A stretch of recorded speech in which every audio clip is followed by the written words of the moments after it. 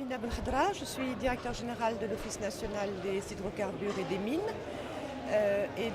En tant qu'acteur dans le secteur de l'énergie, nous sommes très concernés par les problématiques du changement climatique, puisque comme nous le savons tous, l'énergie contribue à 70% des émissions de gaz à effet de serre. Et donc cette COP, qui doit avoir pour objectif de mettre en œuvre un plan d'action dans le cadre de l'accord signé à Paris, et de l'occasion véritablement de pouvoir déployer toutes les solutions dans différents secteurs et notamment dans l'énergie. Et le Maroc est un exemple probant aujourd'hui grâce à la politique menée conformément aux orientations de Sa Majesté pour le développement volontariste des énergies renouvelables.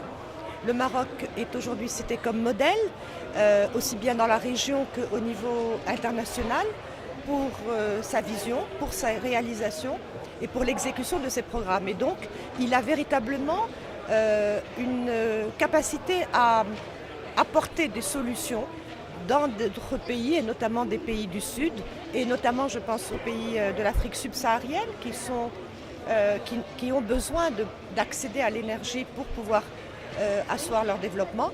Donc, au moins dans le domaine de l'énergie, qui est mon domaine de travail, il y a énormément d'activités qui sont prévues, il y a énormément de solutions.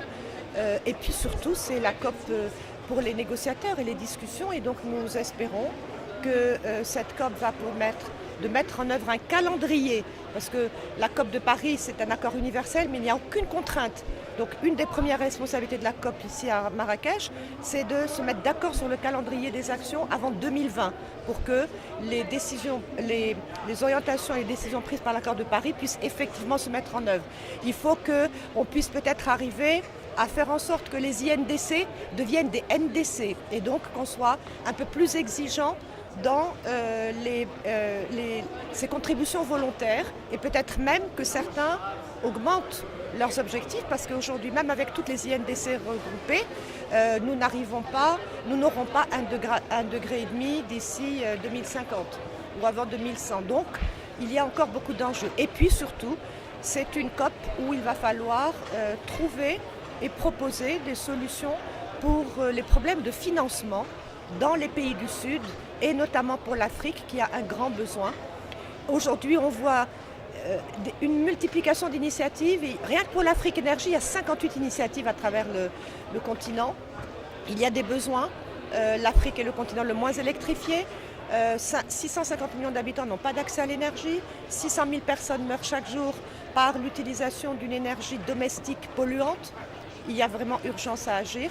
Et il faut que cette COP puisse apporter ou trouver des plateformes qui vont regrouper les financiers, les institutions multilatérales, tous les porteurs de financement avec les États, les acteurs publics et privés pour véritablement mettre en œuvre les programmes sur le terrain. Et ces programmes sont de différentes natures. Il n'y a pas que les grands projets d'infrastructure qui sont très consommateurs d'investissements et de milliards de dollars. Il faut des solutions simples et faciles pour les problèmes locaux, dans les petits villages, dans les zones reculées, dans les zones montagneuses, il y a des solutions aussi nationales et il y a aussi des problèmes d'infrastructures régionales. Quand on peut par exemple partager une infrastructure hydroélectrique sur un grand fleuve et qui est à cheval sur 2-3 pays, il y a beaucoup de cas dans notre continent. Quand on peut bénéficier par exemple de production de gaz à partir d'un pays qui est producteur mais alimenter d'autres pays voisins.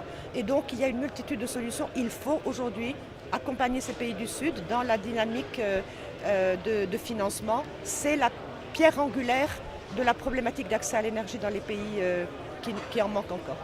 Dernière question, est-ce que vous pensez que des contraintes financières sont beaucoup plus présentes que des contraintes de prise de conscience? Ou est-ce que les gens s'adaptent à la situation climatique, au Maroc par exemple, ou est-ce qu'il y a aussi des campagnes de sensibilisation à faire dans ce sens? Alors, il y a aujourd'hui une prise de conscience de plus en plus aiguë de la part de la population. Il faut dire qu'à un moment donné, il ne faut pas oublier que le Maroc a participé très tôt à toutes les conférences des Nations Unies, depuis la conférence de 92 et puis Kyoto et jusqu'à la conférence de Paris. Le Maroc a été très actif dans les institutions internationales. Il a mis en place tout un arsenal de lois, loi sur l'environnement, loi sur l'eau, loi sur le littoral, loi sur les oasis, loi sur la pollution de l'air. Et donc on a un arsenal, on a une mise en œuvre, on a des institutions, et je voudrais citer nommément la fondation Mohamed VI pour l'environnement, présidée par son Altesse royale la princesse Al Hasna, qui depuis plus d'une décennie agit de manière active sur des problèmes cruciaux, dont ceux de l'éducation, parce que sans éducation, vous n'aurez pas une population sensible à la préservation de l'environnement, qui travaille également sur les problèmes du littoral, qui travaille sur les problèmes des oasis, qui a fait un travail extraordinaire de réhabilitation de nombreuses installations. C'est un travail remarquable qui est en train de porter ce fruit et il faut accompagner toute cette approche.